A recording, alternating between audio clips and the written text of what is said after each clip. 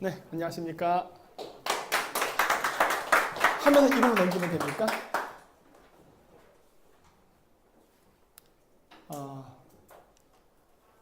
이걸로 하는 거구나. 네. 김정민입니다. 저는 저기 중앙아시아에 있었고요. 예. 어쩌면 제 유튜브를 보신 분들도 계실 거라고 생각합니다. 예, 그리고 저는 지금 국제관계 쪽을 주로 많이 연구를 하고 있습니다. 원래는 고대사 쪽을 동영상에 올리는 건 처음이었죠. 원래 제 전공 자체가 국제관계입니다. 그래서 중앙아시아, 카자흐스탄하고 몽골까지 해서 장장 13년 동안을 그 지역에 있으면서 신실크로드 프로젝트 계획을 어떻게 만드는 게 좋은가 이런 것에 대해서 연구를 하게 됐고요. 그 과정 속에서 사실 제주도도 제가 따로 연구한 게 있었어요. 그래서 오늘 그 부분을 따로 일부만 소개해 드리도록 하겠습니다. 그래서 제목을 일단 중국의 동북아시아 전략과 우리의 대응이라고 해서 얘기를 했는데 실질적으로 이 내용은 제가 13년 전에 썼던 내용이에요. 이러한 문제가 발생할 것이다 라고 해가지고 근데 거의 대부분 지금 다 현실화되고 있습니다. 아마 제주도에 계시는 분들이니까 어쩌면은 제가 말하는 부분 중에 일부는 피부에 와 닿는 내용도 있을 수 있습니다. 일단 우리나라가 경제개발을 할 때는요. 경제개발을 할 때는 외교를 같이 봐야 됩니다. 우리나라 사람들이 아직도 이 부분에 대해서 이해를 못하는 것 같아요. 경제개발과 외교는 같이 갑니다. 따로 가지 않아요. 경제개발 따로, 외교 따로라고 생각하는 게 우리나라 정치인들의 큰 문제점이에요. 절대 그렇게 가지 않습니다. 왜? 세계는 하나로 연결되어 있습니다. 더구나 한국같이 GDP의 대부분이 수출에 의존하는 나라가 외교 따로 경제 따로라는 말을 함부로 하면 안 됩니다. 불가능한 일이기 때문에 그래요.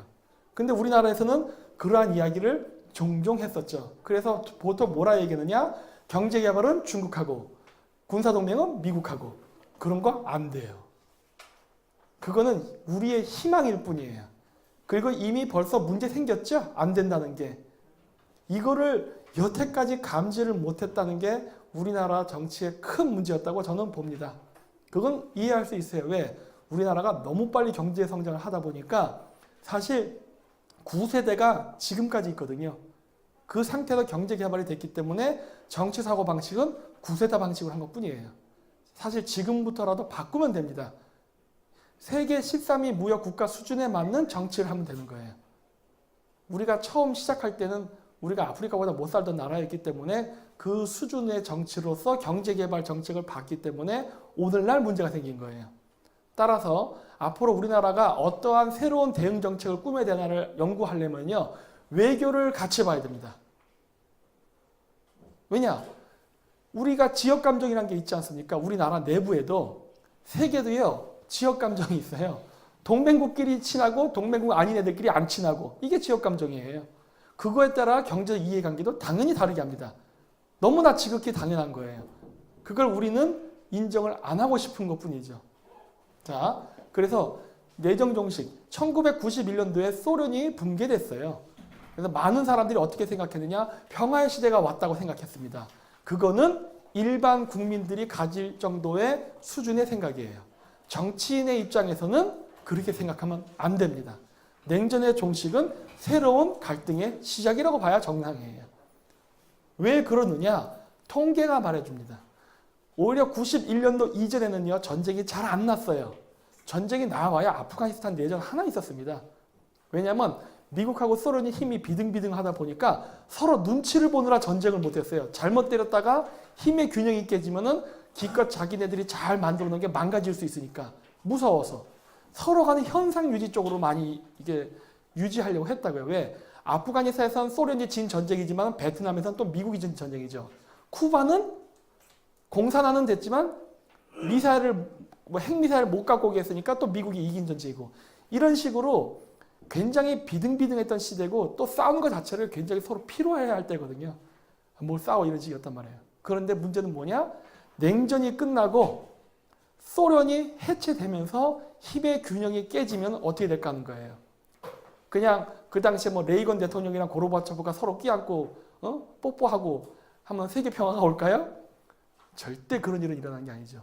왜? 드디어 단일 체제의 세계 질서가 잡혔는데 아니지 잡힌 게 아니라 기회가 생겼는데 미국이 그냥 러시아가 공산주의 포기했다고 그래 우리 이제 앞으로 친구하자고 악수하고 그냥 끝내는 그런 바보 같은 짓을 왜 하냐는 거예요. 그런 일은 절대 일어나지 않아요. 패권은 나눠 갖지 않는 겁니다. 그래서 보시다시피 어떻습니까? 89년 베를린 장벽 붕괴에서부터 2016년까지 사실 여기 2017, 2018년 다 넣어야 돼요. 여기 시리아 내전 뭐 이런 거 다 집어넣어야 되거든요. 집어넣으면 그러니까 지금 어떻게 해요? 지금도 분란과 내전이 계속 일어나고 있어요. 왜? 일극화 체제가 시작되면서 일어난 거예요. 왜 그랬느냐? 힘의 균형이 깨졌으니까 당연히 미국은 자신의 대륙을 확장시키려는 거죠. 그건 너무 당연한 거죠. 자, 그러다 보니까 오히려 분쟁은 늘어났다. 즉 냉전이 끝나고 세계상은 평화가 온 것이 아니라 오히려 더 혼란스러워졌다예요. 자, 요거는 뭐냐면은 1991년 소련 붕괴 때부터 해가지고 2000년대 초반까지의 분쟁 지역을 점으로 찍은 거예요. 그러면 어떻게 나오느냐? 바로 동유럽하고 중동 지역에 바로 그 분쟁이 집중되어 있다는 이 그림이 보이게 됩니다. 분쟁은 있었어요. 제가 얘기했잖아요. 냉전 이후에 오히려 분쟁은 늘어났다. 늘어났는데 늘어난 지역을 점을 하나하나 찍으면 어떻게 되느냐? 바로 저렇게 동유럽, 그 다음에 중동 지역에서 분쟁이 많이 일어났다는 걸 알 수 있어요. 이게 옛날 이게 기억을 잘 되살려보면 뭐 보스니아 사태, 코소보 사태 뭐 이런 거 많죠? 대부분 다 동유럽하고 그 다음에 중동이었어요. 그럼 왜 이런 현상이 발생했느냐? 당연합니다. 저 지역이 바로 소련의 영향권 안에 있던 지역이었어요. 지금도 그렇지만 과거도 다 서양인 위주로 돌아가는 겁니다. 국제질서라는 거, 국제법은 서양인 위주예요. 그렇죠? 그렇기 때문에 소련이 붕괴된 다음에 미국의 입장에서 세계라는 것은 바로 누구냐? 유럽이에요. 아시아는 변방이에요. 그들의 시각에서는. 그렇기 때문에 소련이 해체된 이후에 미국의 가장 중점 관리 포인트는 바로 동유럽입니다. 왜? 동유럽에서 과거 소련에 의해 공산주의가 됐던 국가들이 민주국가화돼야 서유럽 국가들이 안전해지기 때문이죠. 그러니까 어떻게 돼요? 여기가 폴란드, 체코, 슬로바키아, 유고슬라비아 해체돼 갖고 뭐 이제 민주주의 국가 돼 버렸죠. 그다음에 뭐 헝가리, 루마니아 등등등 많은 나라들이 다 공산주의 버리고 민주주의 국가 된 다음에 심지어 유럽 연합 그리고 나토에까지 가입하죠. 오히려 러시아에게 총뿌리를 겨누게 되는 상황이 된 거죠. 이렇게 된 거예요. 그러면서 동유럽이 급격히 친서방화 됩니다. 그 이유는 뭐냐? 서유럽을 보호하기 위해서예요.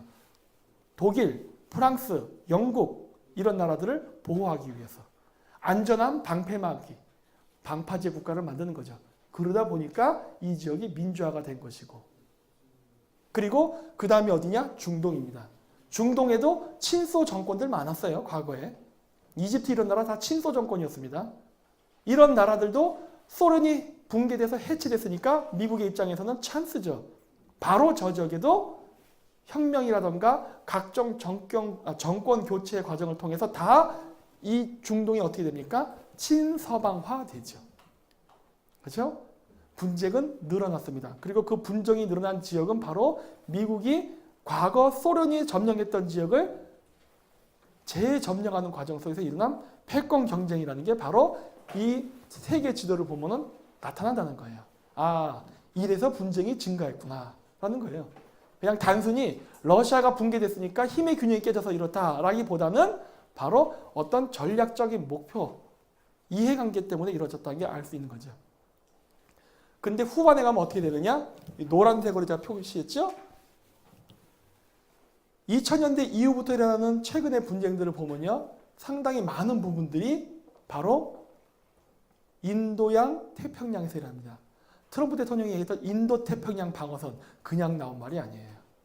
자, 그렇다면 2000년대 초반에 일어났던 분쟁 지역은 누구와 관계가 있는 겁니까? 바로 미국과 러시아예요. 2000년대에 일어나고 있는 이 분쟁은 누구랑 관계가 있는 거예요? 바로 미국과 중국이에요. 자, 한국 정치인들이 얘기하는 것처럼 경제개발은 중국하고 하고 군사동맹은 미국하고 한다. 될 것 같아요? 안 됩니다. 그거 말도 안 되는 소리예요. 이러한 역학관계를 전혀 모르고서 그런 헛소리를 한 거예요. 그리고 그런 정책을 만들다 보니까 몇십 년 흘러서 우리나라가 바로 이런 애매한 처지에 빠지게 된 거예요. 정치인은 경제 몰라도 돼요. 경제는 경제인이 하면 되고 정치는 정치하는 걸 바로 전문화되면 되죠. 근데 문제는 전문화된 지식이 없었으니까 이 선장이 키를 잘못 돌리니까 바로 이런 엉뚱한 문제가 지금 한국에서 지금 발생해서 이 고생을 지금 우리가 하고 있는 겁니다. 그래서 이러한 지금 분쟁은 무엇이랑 관계가 깊으냐? 바로 시진핑이 하고 있는 1대1로와 밀접한 관계가 있어요. 1대1로가 지나가는 지역, 즉 중국이 미국의 영향력을 벗어나서 새로운 항로, 새로운 육지 무역로를 개척하려는 지역에서는 반드시 분쟁이 발생한다는 걸 바로 이렇게 표를 보면 알 수 있는 거예요. 최근 중국이 가장 고전을 면치 못한 지역이 어디냐? 시리아 지역입니다. 시리아 내전. 시리아 내전은 자칫 잘못하면 중국 경제를 몰락으로 이끌 수 있어요. 왜 그런지 아십니까? 중국은요, 지금 더 이상 내부 개발을 하면 안 됩니다. 위험한 상태까지 왔어요. 지금 중국이 갖고 있는 내부의 그 고속철도망이 있죠? 그 고속철도망의 길이는 중국을 제외한 모든 나라의 철도를 합친 길이와 맞먹습니다. 그러면 여러분들은 이런 통계 자료를 보면 뭘 느낍니까? 와, 중국이 성장한다고 생각하세요? 저는 뭘 생각하냐면 이거 어떻게 관리비를 조달하지 생각하는 거예요. 운영비. 그렇죠? 중국이 티베트의 독립을 막겠다고, 신장의 독립을 막겠다고 고속철도를 깔아놨어요.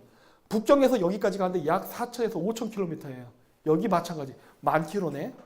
저 10,000km의 철도를 깔아놓고 저거 관리비 어떻게 할 거지? 관리비는 어디서 들어오죠? 운영비로 나오죠. 여러분, 티베트에 중국 애들이 몇 명이 나갈 것 같아요? 신장 위구르 자체에 몇 명이 나갈 것 같습니까? 운영비 나와요? 적자입니다. 어마어마한 적자가 벌어지고 있어요. 중국이 저거 안 만들었으면 돈을 벌었을 텐데 지금 중국은 뭐냐? 밖에서 돈을 벌고 안에서 줄줄 새는 구조예요. 우리나라가 서울에서 의정부에 경전철 깔아놓고 그거 헐떡헐떡 하다가 그거 폐지한다고 했었죠. 40km예요. 중국이 저게 지금 운영 가능할 거라고 보세요, 지금? 운영 안 되고 있어요, 지금. 그러니까 막 고속철도 사고 나는 이유가 뭡니까? 돈이 없어서 그런 거예요. 돈이 없어서 관리를 개판을 하니까 자꾸 사고가 나는 거예요. 자, 그래서 내부 개발 함부로 못 합니다. 도시 건설도 함부로 못 해요. 여기 내륙에 유령도시 많은 거 아시죠? 중국 애들. 그 유령도시 왜 생겼는지 아십니까? 원래 계획대로 실크로드가 연결이 됐다면 여기가 과거의 오아시스 도시처럼 중개도시 역할을 해서 도시가 아마 살아났을 거예요. 비즈니스의 중심으로. 근데 문제는 뭐예요? 연결이 안 됐잖아요. 그러다 보니까 어떻게 된 거예요? 오아시스 도시처럼 만들었던 중개도시들이 다 유령도시화 된 겁니다. 왜? 가서 사업할 게 없는데. 도시는 어마하게 지어놓고 그냥 다 80만 명 규모의 도시를 건설해놓고 인구는 8천 명 살고 그러잖아요. 그거 다 어떻게 할 거예요? 근데 그러한 도시 건설을 할 때 돈이 투자되면 중국의 GDP는 어떻게 되나요? 올라가죠. GDP는 올라가는 거로 통계가 잡혀요. 어마어마한 부실공사, 어마어마한 유령도시를 건설해도 중국의 GDP는 8% 성장하는 걸로 통계상으로는 나옵니다. 통계상으로는. 내부적으로는 어떻죠? 다 부실이죠. 이건 부실 정도가 아니라 이거는 망하는 길이죠. 그래서 중국은 더 이상 여기다 건설하는 걸 하면 안 돼요. 그랬다간 중국 망합니다. 그래서 중국이 하고 있는 게 뭐냐? 바로 외부로 개발을 돌린 거예요. 제일 먼저 했던 게 AIIB, 아시아 인프라스트럭처 뱅크 있죠? 동남아시아 개발을 하려고 했었죠. 실패했죠. 왜? 투자 자금이 안 모여서. 그거 일본이나 미국은 다 알고 있었어요. 그래서 일부러 돈을 안 줍니다. 중국이 하려고 하다가 힘드니까 한국 꼬시죠. 한국 보고 돈 내라고. 한국도 내려고는 했었어요. 근데 미국이 제압했죠. 쓸데없이 짓 하지만 가만히 있어 이렇게. 그래서 한국도 돈 줄려다 안 줬어요. 정말 다행이에요. 줬으면 그 돈 날라갔습니다. 그리고 나서 하는 게 지금 1대1로예요. 1대1로 지금 돈 주려 하고 있어요. 이거 돈 주면 큰일 납니다. 이거 제가 나중에 좀 이따 얘기하겠지만 어쨌든 간에 이 1대1로 개발하려고 하는데 왜 1대1로 개발하려고 하느냐. 내부 개발을 하게 되면 인플레이션이 발생하고 부동산 거품이 깨질 수 있어요. 그래서 이거 안 깨지게 하면서 중국 경제를 돌려야 돼. 근데 중국 경제 구조는 어떻죠? 박정희 대통령의 모델을 따서 수출 주도형 국가예요. 우리랑 똑같아. 수출 주도형 국가인데 지금 미국이 관세 올리고 있죠? 중국 제품을 억제하고 있다고요. 중국이 수출 주도형 국가인데 수출을 하지 못하면은 수입원이 없어져요. 수입원이 없어지면 중국 경제는 어떻게 될까요? 망합니다. 이거를 지금 미국이 유도하고 있는 거예요. 그러다 보니까 지금 중국은 살려고 발버둥을 치는 거고 그래서 더 시진핑이 1대1로에 매진을 하는데 왜냐? 여기에 철도를 깔게 되면은 여기 들어가는 철강, 원자재, 세멘트, 인부 다 어디서 올까요? 중국 거 씁니다. 그래야 그나마 내부 공장이 움직여요. 그런데 1대1로를 가는데 여기서 만약이 아니죠. 이미 일어났으니까. 시리아 내전이 일어나고 쿠르드족들 독립운동이 일어났죠. 1대1로가 어딜 통과한 줄 아세요? 이란, 이라크, 시리아, 터키로 갑니다. 제가 지금 말한 이란, 이라크, 시리아, 터키에 누가 살아요? 쿠르드족. 쿠르드족이 지금 독립운동을 하고 해서 터키랑 시리아 군들이 두들겨 패고 지금 완전히 내전 상태에 빠졌어요. 여기 철도 깔 수 있어요? 못 깔아요. 그럼 중국 경제 어떻게 되죠? 망해요. 중국은 해야만 돼. 그래서 어떻게 합니까? 여기다 시리아군을 파병했어요. 시리아 내전을 종식시키려고. 그러면 어떤 문제가 생길까 하는 거예요. 여기다가 시리아 내전을 종식시키기 위해서 중국군 1,500명 정규군이 들어갔어요. 그러면 다음에 파생될 문제점이 뭘까요? 이게 정치는 이걸 읽어야 돼요. 정치인은. 자, 시리아 내전이 왜 일어났는지를 먼저 봐야 됩니다. 시리아는 시아파 무슬림 국가예요. 시아파 무슬림 국가의 적은 누구냐? 이스라엘입니다. 수니파 이슬람도 이스라엘을 싫어하지만 시아파 이슬람하고는 조금 달라요. 덜 적대적이에요. 왜? 석유 이권 관계 때문에. 근데 시아파 이슬람은 반이스라엘적 성향이 굉장히 강해요. 시리아 정권 자체가 시아파 무슬림 정권이 장악하고 있어요. 즉 반이스라엘적 성향을 갖고 있어요. 왜 지도가 안 보이는데 여기 이스라엘 있고 시리아가 여기 위에 있어요. 충돌을 한다고요. 그런데 시리아에서 내전이 발생했어요. 그러면 이스라엘 입장에서는 다행이죠. 시리아에서 내전이 발생하면 시리아 정규군이 이집트를 공격하는 힘이 약해질 테니까. 근데 문제는 뭐냐? 중국의 1대1로 건설에 문제가 생기는 거예요. 그러니까 중국은 어떻게 해요? 1대1로 건설을 시키기 위해서 군대를 파견했어. 누구를 지원하느냐? 시리아 정부군. 시리아 정부군은 누구의 적이다? 이스라엘의 적이다. 중국군이 시리아 정부군을 지원하면은 중국 정부는 누구와 적이 된다? 이스라엘. 이스라엘과 적이 되면은 미국과 어떻게 된다? 관계는 나빠진다. 어이구, 읽고 있네. 중국이 이스라엘과 적이 된다면, 미국과 적이 되면 기축 달러를 통한 국제 무역 질서에서 어떻게 된다? 쫓겨난다. 시나리오가 나오죠? 그럼 중국은 어떻게 된다? 기축 통화를 이용하지 않는 다른 방법을 이용하게 된다. 그것이 하나가 비트코인, 그 다음 최근 나온 위안화를 통한 원자재 결제. 중국이 지금 팽창을 하는 걸까요? 쫓겨가는 걸까요? 쫓겨가는 겁니다. 샹하이에다가 원유 선물 거래 시장을 만든대요. 성공할 거라 생각하세요? 실패할 거예요. 이러한 흐름을 읽을 수 있어야 돼요. 아, 이렇게 움직이는구나. 그럼 우리 어떻게 해야 될까요? 이거를 전혀 생각하지 않는다는 거예요. 이걸 전혀 생각하지 않는다는 거예요. 우리나라 정치인이 생각을 안 하니 경제인이 제대로 된 투자를 하겠어요? 정치인들이 전체적인 판의 흐름세를 보고 여기는 위험해, 가지마. 여기는 투자해도 돼. 여기는 협상 여지가 좀 있으니까 기다려봐. 이런 식으로 가이드라인을 줘야죠. 어? 이거 지금 우리나라 정치인들이 이런 거 안 하죠? 네가 알아서 투자해. 투자 실패는 기업인의 몫이야.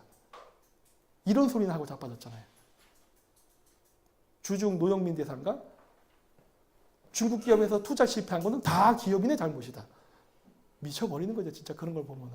이 그림 속에서 일어나는 거죠. 이 그림 속에서. 응? 자, 중국의 대미국 경제정책. 자, 조금 옛날 얘기입니다. 제가 이걸 13년 전에 만들었다 했잖아요.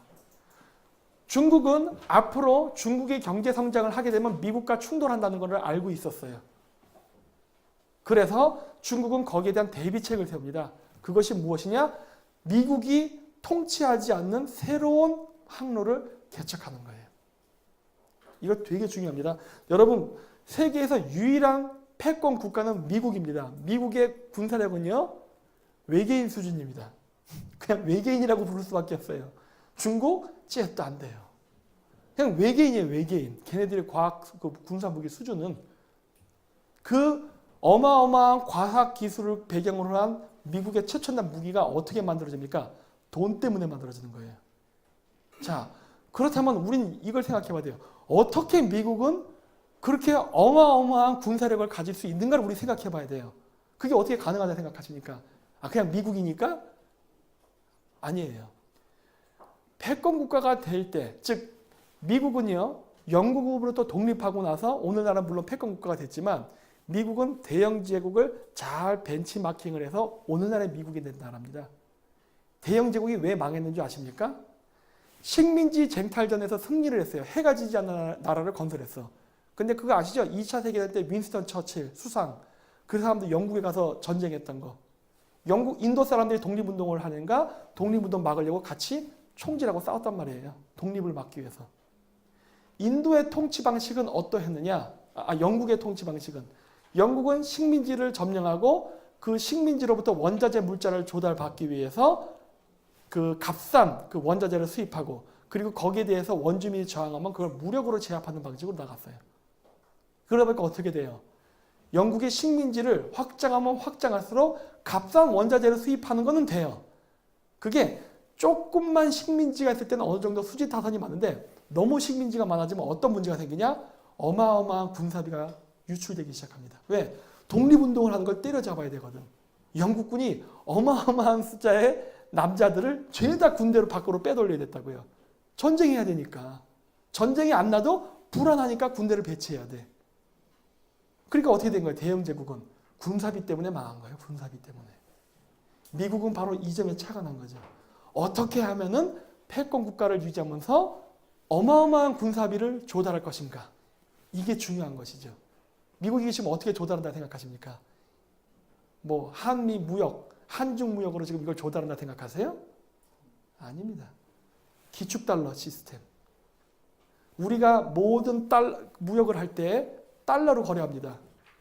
그러면서 수수료가 발생해요. 미국은 가만히 있어도 우리가 열심히 일해서 물건 팔고 하면은 그 수수료를 딱딱 떼어 먹으면서 돈을 벌어요. 어마어마한 수익이 발생해요. 또 하나, 무역 항로입니다. 2차 세계대전 때 서유럽이 파괴되면서 대서양 무역이 죽었을 때 미국은 잽싸게 태평양 무역을 개발해요. 미국의 서부를 개발하고 그 다음에 미국 서부를 바라보고 있는 한국, 그 다음에 일본, 대만, 나중에는 뭐 동남아시아, 중국의 동남부 해안까지 즉 미국을 바라보고 있는 지역을 근대화를 시켜버림으로써 무역 항로를 개발해서 태평양 항로를 장악해버려요. 물론 대서양 항로도 장악해요. 왜? 중간에 있기 때문에. 그래서 어마어마한 이득을 취하고 그 중간중간 무역항에 해군기지를 건설해서 통제를 합니다. 그러다 보니까 어떻게 돼요? 우리는 어차피 수출할 때 그 항구를 통과해야만 돼. 그러니까 어떻게 돼요? 어마어마한 수수료, 즉 관리비를 받는 거예요. 무역 안 해도 미국은 그 돈은 버는 거예요. 자, 또 하나 뭘로 버느냐? 그것이 바로 원자재 시장입니다. 모든 전 세계의 원자재는 어디서 거래가 됩니까? 런던과 뉴욕이에요. 우리가 석유를 살 때 그냥 삽니까? 선물시장 가서 사지? 선물시장 다 어디에 있어요? 런던하고 뉴욕에 있어요. 거기를 통해야만 돼요. 그러니까 어떻게 돼요? 어마어마한 수수료가 발생해요. 즉, 이 얘기를 제가 왜 하느냐? 과거 대영 제국은 식민지 제국을 확장하다 군사비 때문에 부도가 나는 나라예요. 하지만 미국은 그러한 것을 방지하기 위해서 어마어마한 액수의 안정적인 고정 수입이 필요한 거예요. 예를 들어서 미국이 야 한국이랑 무역해서 적자 났다. 야 돈 딸려. 주한미군 철수시켜. 이런 말 한 적 없죠? 절대 그런 말 안 하죠. 왜 그렇습니까? 바로 이 세 가지를 장악하고 있기 때문에 안정적인 고액의 고정 수입이 있기 때문에 그런 거예요. 그거를 기반으로 미국의 군사력이 움직이는 겁니다. 그렇기 때문에 한국 사람들이 미국 시장에다가 갤럭시 폰을 팔건 현대자동차를 팔건 미국은 상관하지 않는 거예요. 그래 팔어 이러는 거예요. 오히려 그 시장을 열었다 닫았다 하면서 오히려 위협을 줄 수 있죠. 그게 과거 일본 하토야마 정권 2008년 그리고 지금의 중국이에요. 네 물건 안 사. 이거 자체가 수출국한테는 폭탄 선언과 같은 거예요. 왜? 미국은 이미 안전한 돈벌이가 따로 있어요. 근데 중국이 지금 1대1로를 개발한다? 1대1로라는 건 바로 뭐예요? 바로 독자적인 무역 항로. 중국이 독자적인 무역 항로를 개발한다는 것은 바로 미국의 군사비를 유지하는 금액에 심각한 위협을 가하는 거예요. 그럼 미국이 가만히 있을까요? 당연히 가만히 있죠. 그렇죠? 그리고 또 위엔화를 이용한 선물 시장을 만들겠다고 기축통화를 건드리네? 가만히 있을까요? 당연히 가만히 안 있죠. 응? 그리고 선물 시장을 만들었네? 선물 시장은 뭘 거래한다? 원자재. 원자재를 거래하겠다고? 그러면 어떻게 돼요? 미국이 중국을 살려둘까요? 죽일까요? 죽입니다. 제가 100% 확신해요. 미국의 군사력의 기반이 되는 기축통화 시스템, 원자재 시장, 즉 선물 시장, 그리고 무역 항로를 지금 중국이 건드렸어요. 세 개 다 건드렸네. 중국이 멀쩡할 거라 보세요? 근데 우리나라 사람들은 지금 어디에 줄 섰죠? 중국. 같이 죽습니다. 레밍 되는 거예요. 레밍. 중국 죽을 때 같이 딸려 내려가는 거예요. 그래서 제가 중국하고 관계를 끊으라고 하는 거예요. 왜? 위험하다예요. 너무너무 위험하다예요. 왜? 못 이기는 전쟁이에요. 못 이기는 전쟁. 상대방이 질 거라는 게 명확한데 지는 쪽에 줄 쓴다? 인조가 되고 싶습니까? 인조? 병자호란 나고 싶어요 지금? 정신 차리라는 거예요. 어쨌든 중국은 그래서 안전한 항로를 개발하기 위해서 바닷길도 확보를 하려고 했어요. 무엇이 문제냐? 중국이나 한국이나 일본은 바로 인도 태평양을 통항해야만 중동에 가서 석유를 가져와요. 근데 이 지역에는 미국의 해군기지, 공군기지가 쫙 깔려 있어요. 한국하고 일본은 동맹국이기 때문에 상관없어요.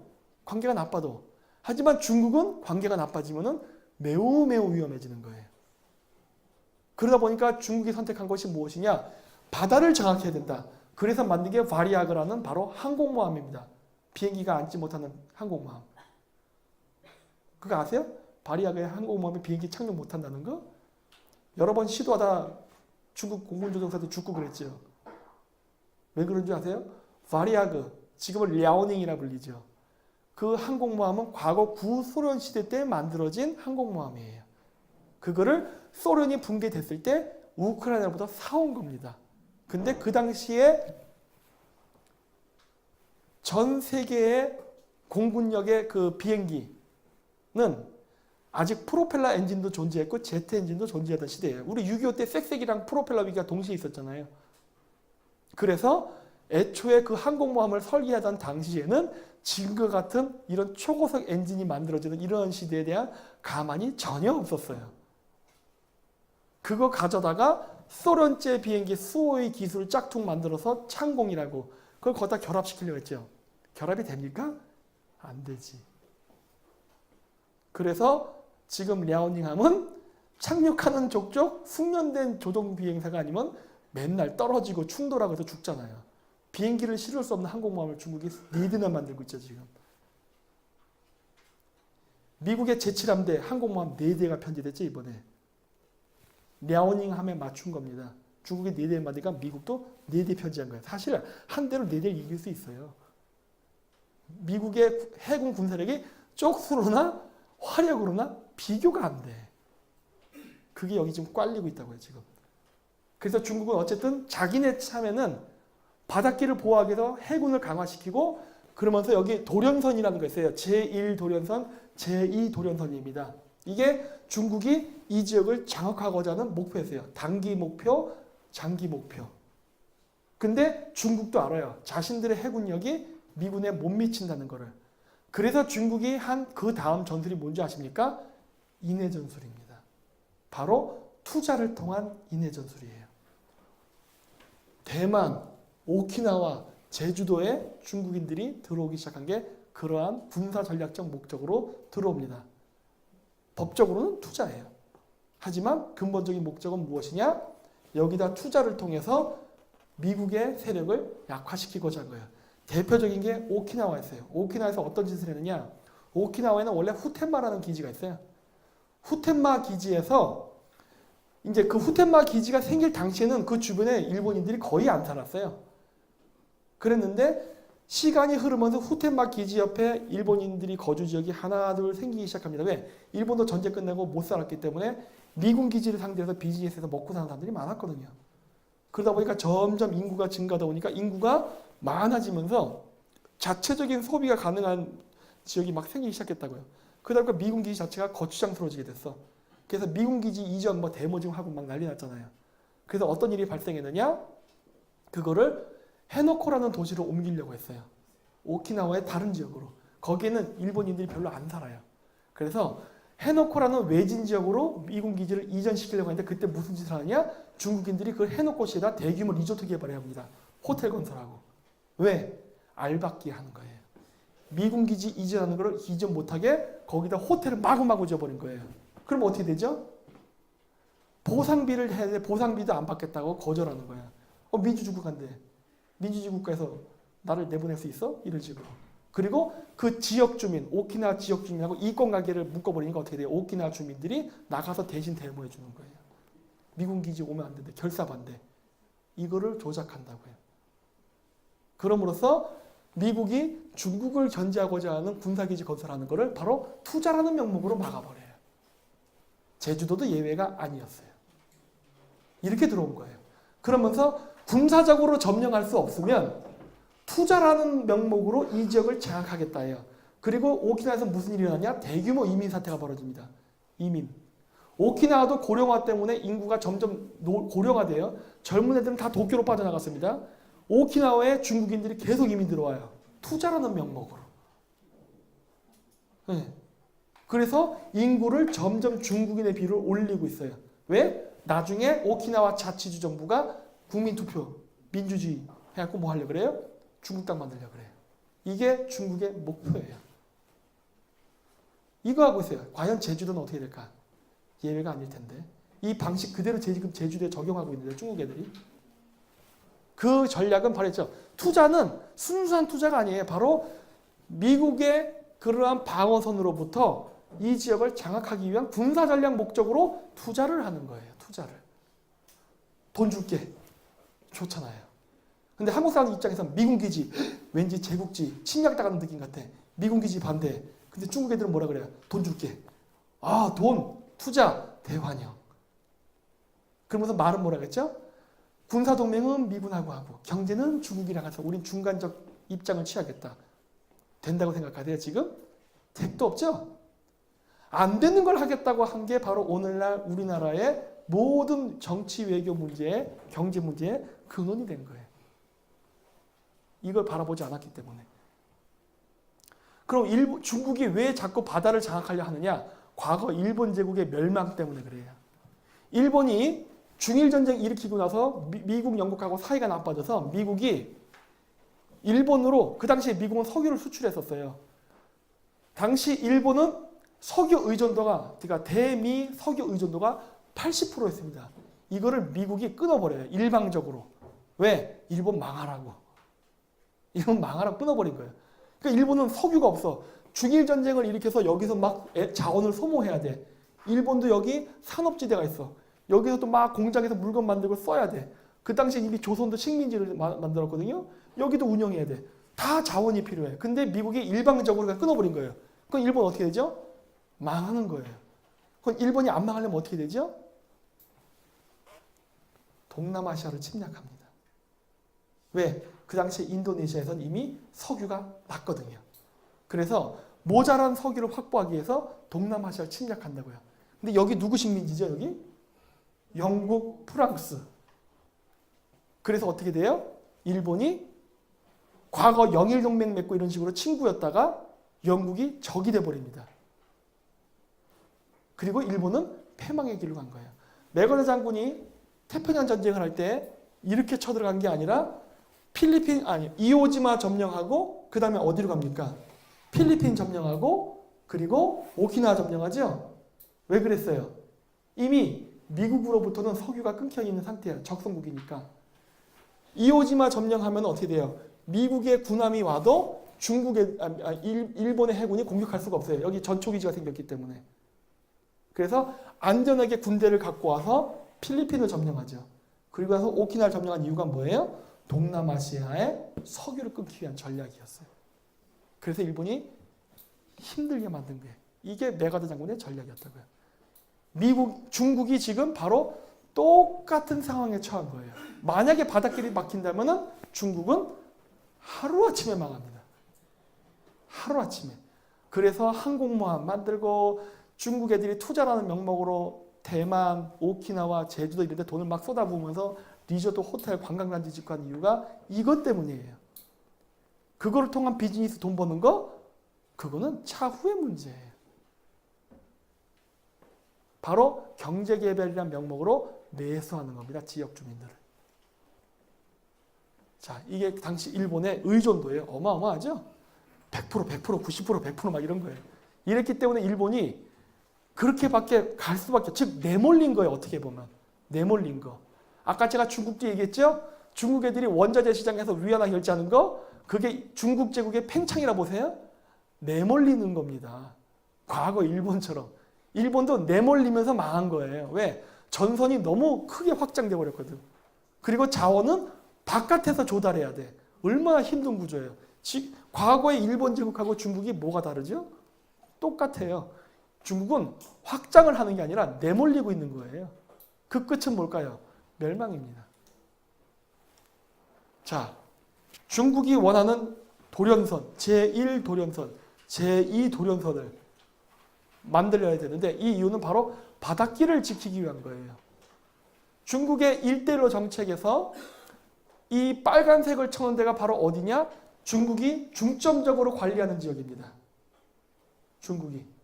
당연히 한국 포함되어 있어요. 제주도 당연히 포함되어 있죠. 오키나와, 대만 다 들어와 있어요. 여기다가 어마어마한 경제개발 투자금을 집어넣어서 그래서 그 지역 주민의 환심을 사서 그 지역에 항구, 전략적 요충지를 짓고 그리고 미군의 해군 기지를 못 짓게 방해하는 작업을 하는 거예요. 제주도에서도 있었죠? 강정말. 그 공작이에요. 그거 하고 있는 거라고. 오키나와 당연히 있었죠. 미얀마 왠지 아세요? 미얀마가 여기다가 지금 철도 뚫어가지고 중국으로, 즉 바닷길을 여기 말라카 해협을 통과하는 순간 필리핀 미국 해군기지, 대만 이런 데를 통과해야 이렇게 석유가 오거든요. 이게 거추장스러우니까 그냥 두바이에서 이렇게 올려가는 거예요.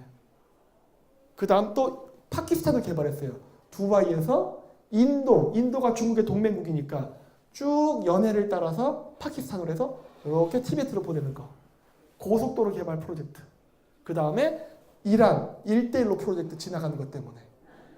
이게 이라크, 시리아, 터키를 통과하는데 이 지역에서 쿠르족이 지금 독립운동하면서 전쟁터가 됐죠. 그냥 쿠르족의 독립의지가 그냥 반영된 순수한 독립운동일까요? 아니면 미국의 입김이 들어간 독립운동일까요? 어느 쪽일 것 같습니까? 전 두 번째라고 보는데. 이 얘기를 제가 왜 한 줄 아십니까? 우리나라가 자꾸 친중화되고 중국 경제에 종속되잖아요. 우리나라는 이런 일 발생 안 할 거라고 보세요, 지금? 자꾸 그렇게 간다면은 우리나라가 중국 자본을 받아들이면 받아들일수록 우리나라 경제도 위험해지지만 안보도 매우 위험한 상황에 처할 수 있게 되는 거예요.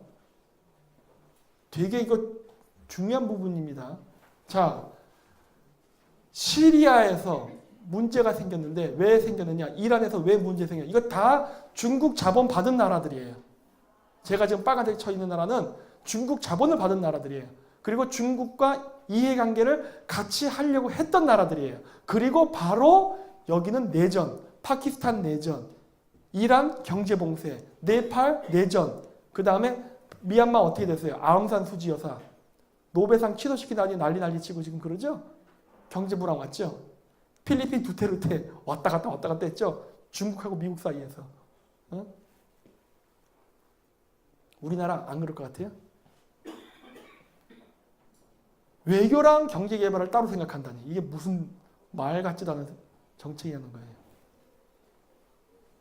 중국은 자원을 받을 수 있는 루트는 크게 세 루트입니다. 현재는 전통적으로 바닷길이에요. 현재는. 근데 이 바닷길은 언제고 막힐 가능성이 농후해요. 지금 미국이 대만 관광법을 만들어버렸죠? 그 얘기 뭐예요? 대만은 독립국가다예요. 티베트 망명정부에 2,200억 달러 지원한다 그러죠? 중국의 분리 독립을 조장하는 정책을 하고 있는 거예요. 그렇죠?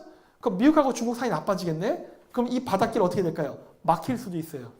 그래서 중국이 이러한 부분에 대한 이 문제를 예측하고 그 다음 대안으로 만들려고 했던 게 시베리아 파이프라인, 시베리아 철도, 그 다음에 중국에는 일대일로, 즉 실크로드예요. 성공할까요? 실패할까요? 실크로드 실패하고 있어요. 왜? 시리아 내전 났기 때문에 일대일로는 이미 날아간 거예요. 일대일로가 뭐냐? 육상 실크로드와 바닷길이에요. 바닷길 막힐 거예요. 곧. 해군력에서 잽이 안 되기 때문에.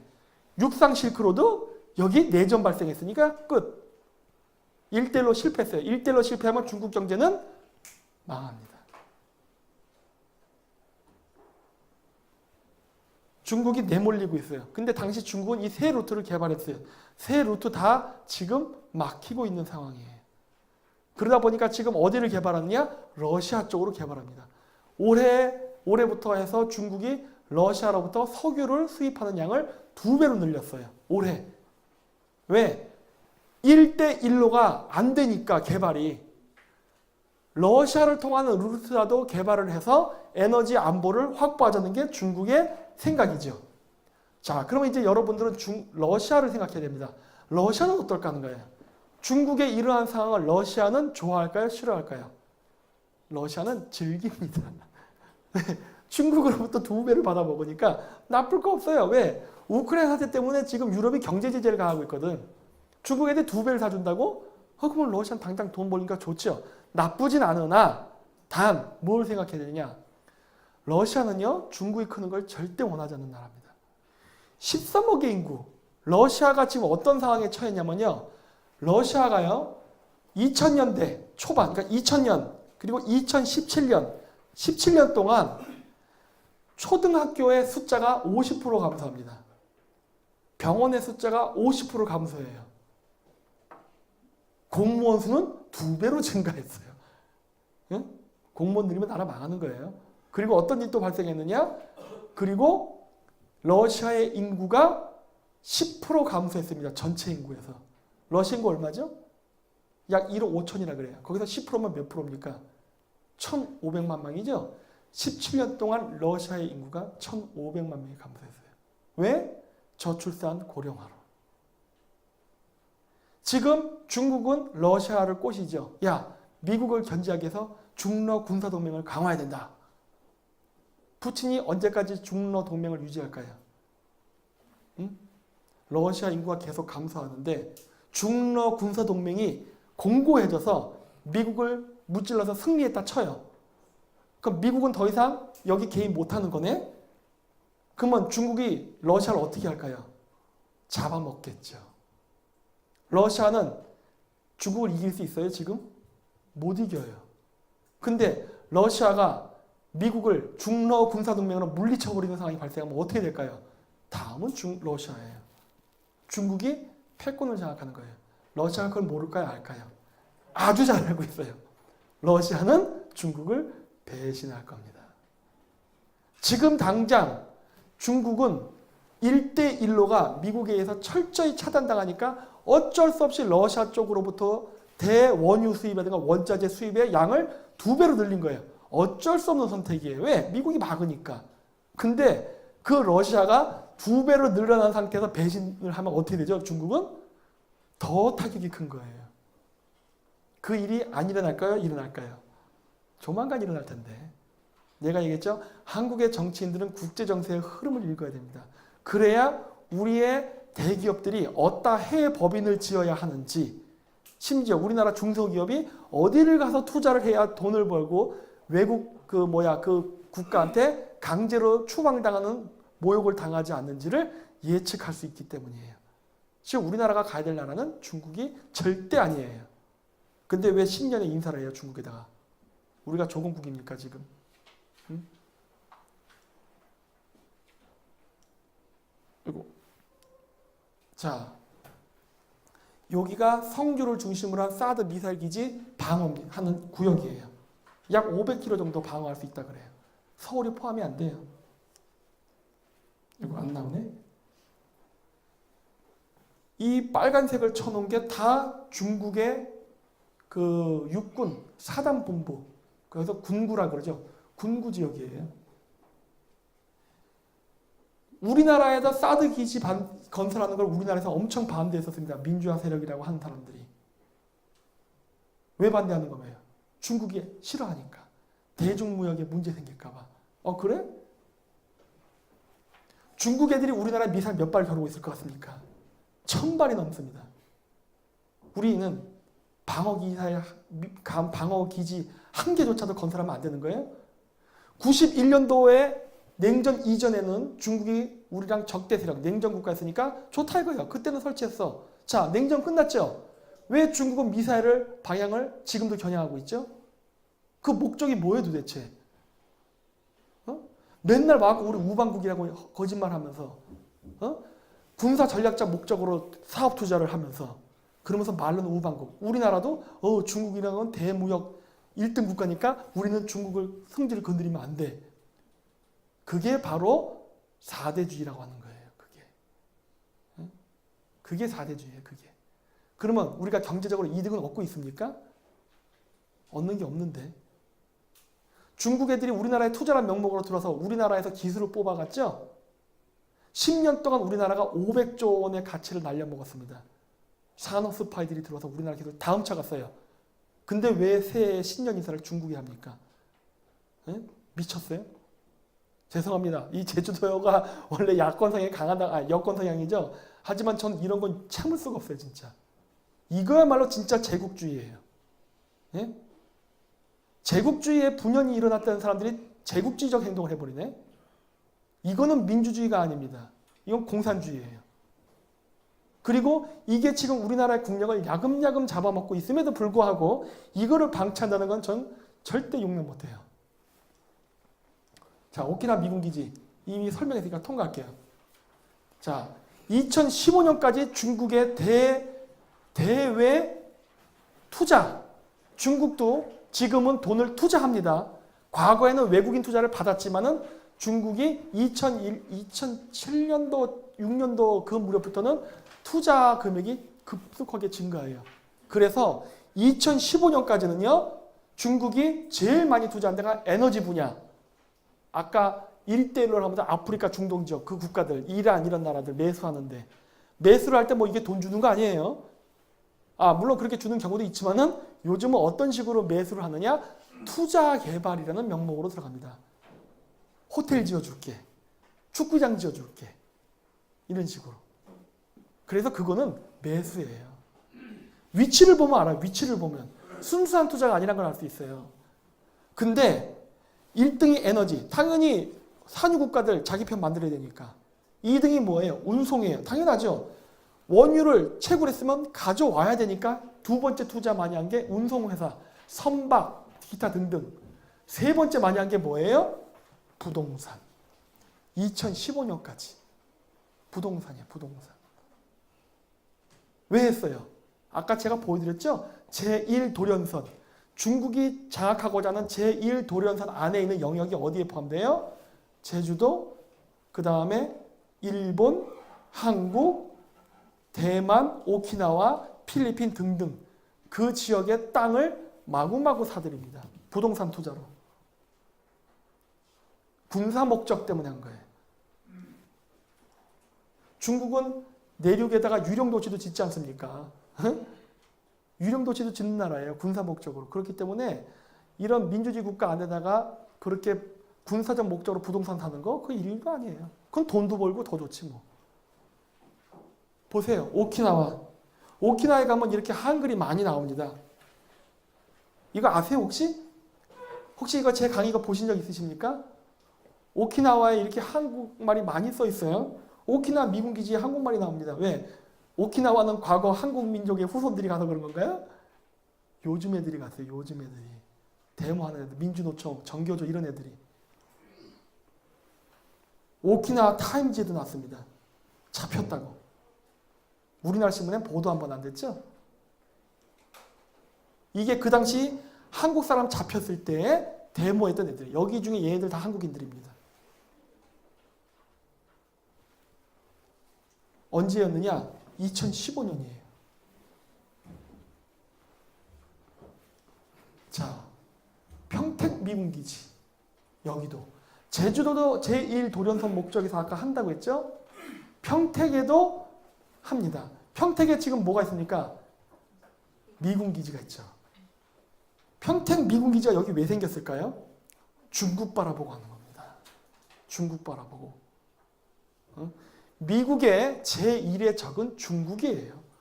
요즘 우리나라 시끄럽죠? 북핵 문제로. 물론 미국은 북핵 문제를 심각하게 받아들여요. 하지만 미국이 바라보는 제1의 적은 중국입니다. 그리고 북한이 다음으로 따라오는 거예요.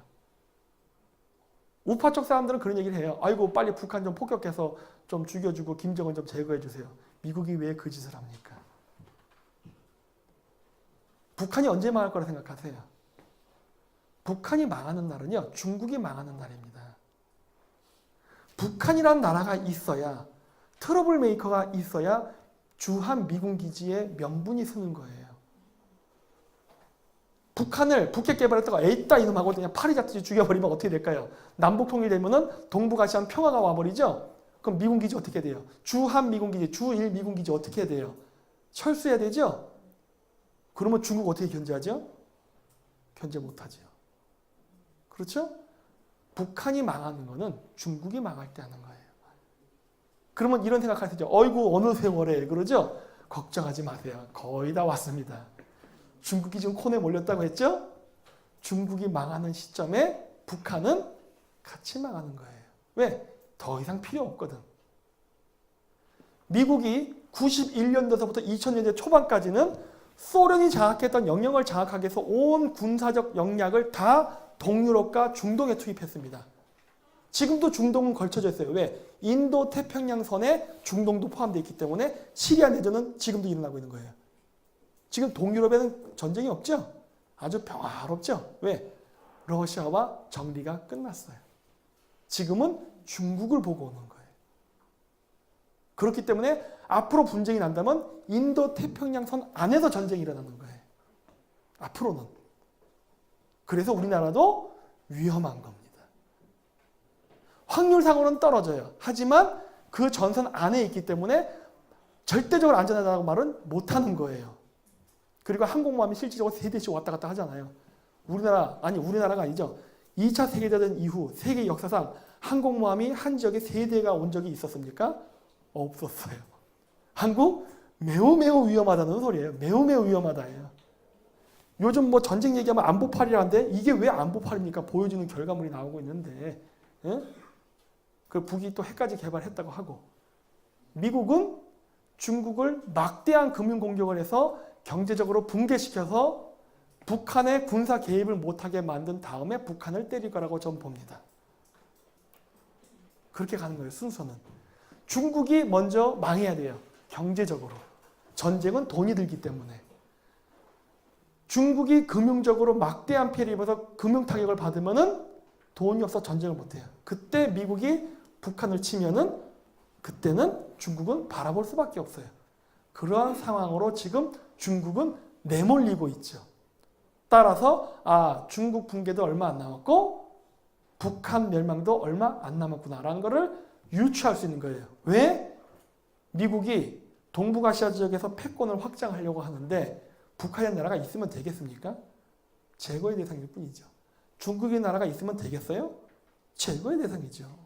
러시아 입장에서도 고마워하고 러시아는 동북아시아에 13억의 소비시장이 필요한 거지 자기 석유를 사줄 13억의 강대한 중국을 원하는 게 아니거든요. 그렇기 때문에 미국이 중국을 두들겨 팬다고 해서 러시아가 반대할 이유는 전혀 없습니다. 그래서 러시아와 북한의 멸망이 바로 코앞까지 왔다는 거예요. 지금 이래서. 그래서 역으로 뭘 우리는 알 수 있느냐? 남북 통일이 눈앞에 가까웠답니다. 자, 평택 가보시면 미군 기지가 여기 있고 차이나타운이 여기 있어요. 전 여기 직접 가봤어요. 그래서 평택 차이나타운은 세계에서 제일 큰 차이나타운입니다. 설계도상으로 가용 인구가 60만을 수용할 수 있어요. 중국에 60만이 들어올 수 있는 인구예요. 이게 뭘 의미하는 줄 아십니까? 중국이 동북공정 하는 거 아시죠? 동북공정 아십니까? 동북공정이 뭐예요? 고구려 중국 역사라고 얘기하는 거예요.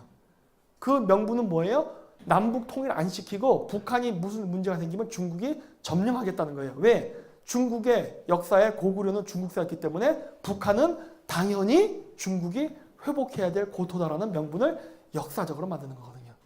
우리랑 역사 분쟁하고 있죠. 여러분은 중국의 동북공정을 찬성하십니까?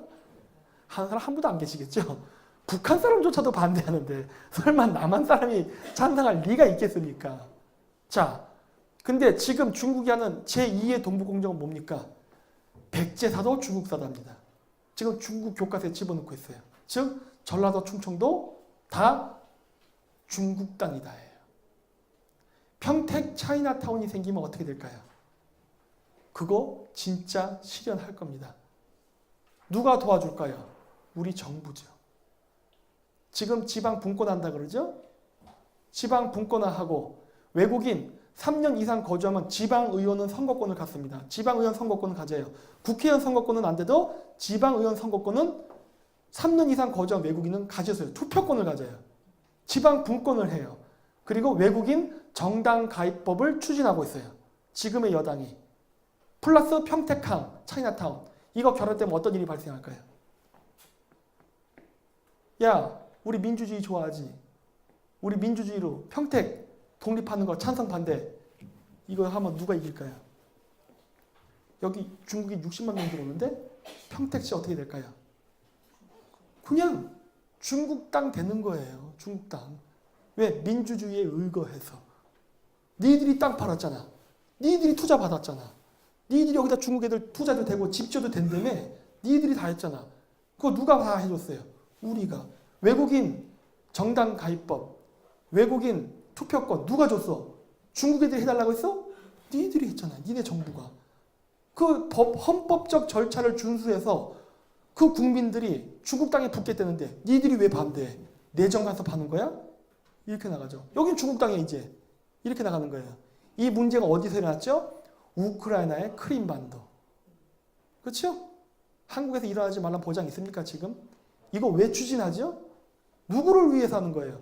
왜 신년에 중국에다가 새해 인사를 하며 왜 중국을 위해서 이런 5년 이상 영주권, 5억 이상 투자하면 제주도가 5억 이상이었죠? 영주권 주는 법안을 마련하며 왜 지방 분권을 하고 왜 외국인 정당법을 가입하게 만들고 왜 외국인에게 지방의원 선거 지방 분권이 된 상태에서 지방의원을 뽑게 하는 권한을 주면 누가 그 지방의원을 쥐락펴락하게 되죠? 지방유지죠? 그 지방유지가 누구예요? 중국인. 나라 팔아먹으려고 하는 거예요 지금? 네? 평창, 그 다음에 전라도, 충청도 이 지역은 인구 희박 지역이에요. 고령화가 진행되고 있어요. 젊은 인구들은 다 서울로 가버렸기 때문에 그런 사람들 늙어 죽으면서 중국인들이 합법적으로 들어와서 땅을 사고 투자를 하고 불법적으로 들어온 애들이 그 밑으로 깔리면서 음지를 형성한단 말이에요. 지금 벌써 그 일이 막 진행되고 있죠. 왜 이거를 법적으로 제도를 마련해주고 있죠? 우리나라 정부는 지금 중국의 제2의 정권입니까? 이거 왜 연결해서 생각 안 하죠? 근데 생각해보세요. 평택에는요 미군 기지가 있습니다. 저 일이 진행되면 미국이 어떻게 할 거라 보세요. 아 민주주의 투표니까 존중한다 이럴 것 같아요? 말이 안 될 땐 주먹이 나가는 겁니다. 내가 얘기했죠? 우리나라에서 시리아 같은 내전이 안 발생할 거라 생각하세요, 지금? 여러분들이 갖고 있는 돈에 대한 욕망이 여러분을 망칠 거라는 생각 안 해보셨습니까? 저는 자본주의 국가에서 돈 버는 거 절대 반대하잖아요. 당연히 돈 버는 건 좋은 겁니다. 그러나 정치 지도자는 그러한 자본가들이 자본을 벌기 위한 탐욕으로 똥인지 된장인지 구별을 못하는 거를 정치인들이 구별해 주는 거는 정치인의 역할이에요. 근데 정치인조차 똥인지 된장인지 구별 못하고 마구마구 싸질러고 이렇게 문제를 만들면 나중에 그 뒷감당 누가 할 거예요? 응? 이거 지금 우리가 자꾸 이거 수렁으로 빠지는데 이거 중지시켜야 됩니다. 이거 그냥 냅두면 안 돼요. 그리고 이거는 제주도도 포함된 문제예요. 사실은 여기 제주도에 계신 분들도 이건 남의 일이 아닙니다. 잘 알고 계셔야 돼요. 이건 통과. 자, 이거 5억 이상 투자, 10억이구나. 이런 거. 제주도에서 투자의 비율, 외국인 투자라고 하지만 실질적으로 까놓고 얘기하면 중국인이에요. 그렇죠? 미국인, 일본인 별로 없어요. 이 지역에 중국인들이 들어오는 이유는 바로 제1도련선, 오키나와까지 포함한 이 지역을 장악하기 위해서 이 안쪽 땅을 중국화시키기 위한 전략이에요. 그래서 역사도 신동북공정에서 백제는 중국 땅 해갖고 지금 여기 평택을 중심으로 해서 여기 죄다 땅을 다 사고 있죠. 전라도 충청도에. 제주도 사고, 오키나와 사고, 대만 사고, 홍콩 사고 이 지역을 중국화시키고 있잖아요. 지금. 응? 비즈니스는 중국과 외교는 미국과 함께 웃기는 소리 하지 말라는 거예요. 말 같지도 않은 소리라는 거예요. 지금. 친일파 얘기 많이 해요. 나라를 팔아먹은 나쁜 놈들이다. 친중파는 애국자입니까? 이건 나라 안 팔아먹는 거예요? 인구가 증가하는 지역은 서귀포 일대, 그 다음 여기 제주시 일대, 요 지역이에요. 왜 그런지 아세요? 항구를 만들 수 있는 지역이기 때문에 그래요. 항구를 만들 수 있는 지역. 자, 제주도 이거 통과할게요. 시간이 걸리니까. 데모했죠? 저는 이거 절대 반대. 이거는 순수하지 않아요. 왠지 아세요? 여기 쪽에다 나올래나? 안 나오는구나. 제가 그런 얘기를 많이 합니다. 2012년도에 저는 문재인 대통령 찍었던 사람이라고 늘 얘기해요. 그것 때문에 엄청 욕을 먹어요. 2017년이었나? 이번 선거 때는 저 문재인 안 찍었어요. 왜? 이거 알았기 때문에. 제가 이 얘기를 왜 하는지 아십니까? 이번에 박근혜 대통령 탄핵 사건 때 광화문에서 촛불 집회 있었죠? 걔네들이 오키나와에 가서 데모 같이 했습니다. 그리고 걔네들이 제주도 강정마을에서 데모했어요. 그때 중국인, 일본인들도 같이 왔어요. 그래서 박근혜 대통령 그 집회 7차인가 그때 일본 JR 노조들도 왔었습니다. 아세요? 그런 거? 모르세요? 이런. 일본 노조 애들이 왔었어요. 우리나라에. 광화문 광장에서 박근혜 퇴진 데모했어요. 중국 애들도 같이 왔었습니다. 그리고 우리나라 애들도 운동권 애들도 같이 와서 같이 데모했어요. 내가 그거 보고 이것 봐라. 외국인들이 왜 우리나라 대통령을 들어와라 말하라 해. 나는 그렇게 생각해요. 저는 개인적으로 박근혜 대통령의 정치를 그렇게 썩 잘했다고 생각하지는 않아요. 그렇지만은 외국 놈들이 와서 우리나라 대통령을 해라 마라 하는 거는 철저한 내정 간섭이에요. 나는 그건 용납 못해. 일본인도 있었지만 이 일본인도 다 누구냐? 친중파예요. 중국이 그 뒤에 있었다고요. 왜? 사드 배치 문제 때문에. 우리가 사드 배치 하려고 했죠. 그 시점에 터진다고요. 문제는 그때 촛불 집회할 때 정교조애들이 촛불은 꺼지지 않는다라는 슬로건이 있었어요. 그거 들고 데모했거든요. 그게 오키나와에 똑같이 걸려 있어. 왜 그래? 오키나와까지 가서. 얘네들의 슬로건이 뭐예요? 촛불 광장에서 데모할 때 뭐 했어요? 미군기지 철수 얘기했었죠? 오키나와 가서 똑같이 가서 미군기지 철수 얘기했다고. 얘네들이. 얘네들 진짜 민주 세력이에요? 아니면 반미단체예요? 어느 쪽이야? 반미단체라고요.